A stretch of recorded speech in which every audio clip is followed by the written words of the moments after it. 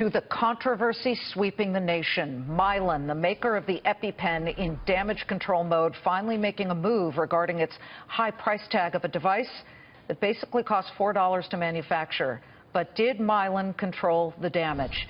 In the wake of outrage over 17 price hikes of the life-saving EpiPens, which spiked from $57 in 2007 to as much as $700 for a pair today, the company announcing it will offer a savings card type of coupon to some patients that will cover up to $300 of the EpiPen 2-pack price tag. But to be clear, the company is not lowering the price by a single dollar. Mylan CEO Heather Bresch today blaming the system, blaming insurance companies and the Affordable Care Act for the price hike. She's reportedly said she's a mom and she's frustrated by the price hike. The bad press pile-on, though, continues. Mylan spokeswoman actress Sarah Jessica Parker, whose son suffers from a peanut allergy, has resigned, saying, quote, "I recently learned that the price of the EpiPen has been systematically raised by Mylan to a point that renders the medication cost prohibitive for countless people." Sarah Jessica saying she was left disappointed, deeply saddened, concerned. She doesn't condone the decision. She's ended her relationship with Mylan as a direct result of it. But before Sarah Jessica Parker resigned, my next guest, a Mylan spokeswoman, quit her job. As you know, Team Countdown has been relentless in pursuing the story. Kelly Rudnicki, mother of 5, has been watching and apparently couldn't take it anymore. Last night, she sent her resignation letter to Mylan. Now, former Mylan Specialty spokeswoman Kelly Rudnicki joining us now in a Fox Business exclusive.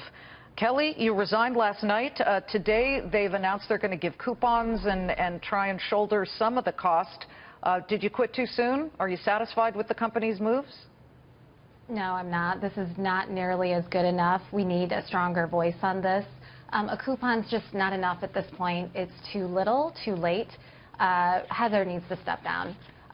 We need to do damage control on this. She owes a stronger explanation to consumers who rely on Mylan and EpiPens to keep their children safe. And quite honestly, shouldering the blame to Obamacare and all the other things that she was saying today is just not good enough, in my opinion. Hold on. I'm pretty sure you're the first person I've heard, and we've been covering this pretty intensely, to say that Heather Bresch should step down. Why?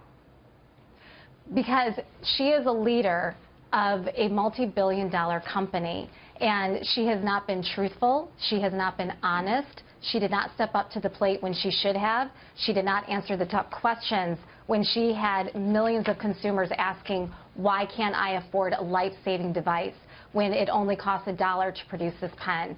To me, when the trust is broken, you have to step up to the plate and you have to answer those questions honestly. And the statement that was released by Mylan today simply was not good enough. Okay, I want to show some of your letter where you said to Mylan, and by the way, you were a paid spokesperson. We can show some of this. Soon enough, a child's life will be lost, an innocent child just like my 14-year-old son. And for what? Money? I cannot accept or comprehend this line of thinking. I resign from my position as a spokeswoman for Mylan Specialty, effective immediately.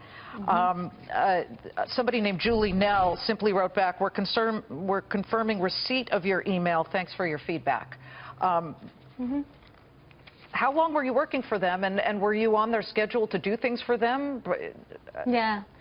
So for 2 years, I was a paid spokeswoman for Mylan, and I was specifically hired to do educational initiatives.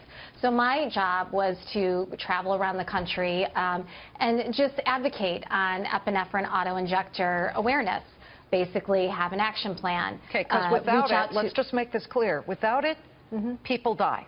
Okay, without an EpiPen, if you by accident eat milk or whatever you're allergic to, peanuts, and you go into anaphylactic shock, within minutes, your throat closes and you are dead. So this is an amazing drug. Let me play devil's advocate. Some would say, well, isn't that worth paying $600 for 2 of them for? Not when they cost $1 to make. And not when, in 2007, it only cost $50 to buy.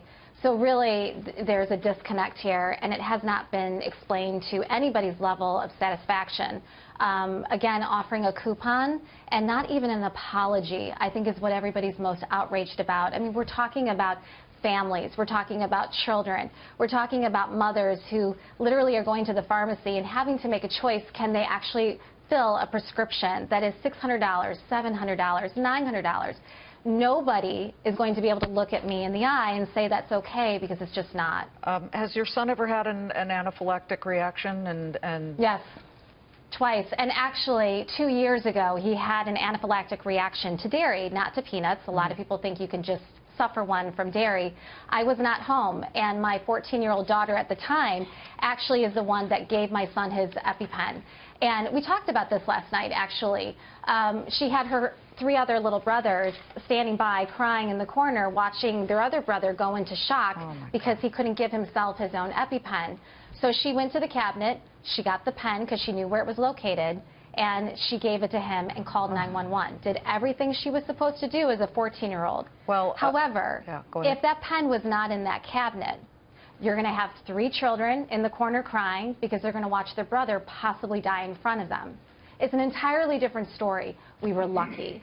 So that's why this is not one of those conversations as if, you know, should she resign, should she not? No, we need to take ownership of the decisions that have been made. These are people's lives at risk. And that is precisely why I resigned. Well, let me just say that we have we had a bunch of Twitter followers, and one of them wrote, "A coupon? What is this? Bed Bath & Beyond? Just lower the dang price."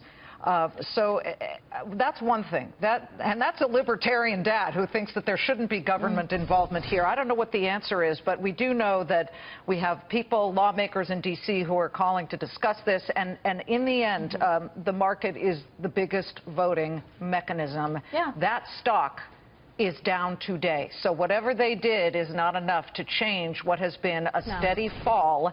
Here's the intraday picture, but if you look over the past week when this has exploded, before we let you go, because we've got Hillary Clinton's speech we've got to cover here, why didn't you notice that this price was going up and up and up, Kelly? If you've been working for them for 2 years, I'm just curious. You know, it jumped up considerably in the past couple of years alone, and I have seen a steady increase. I have actually made comments to Mylan in the past about it. And what they say?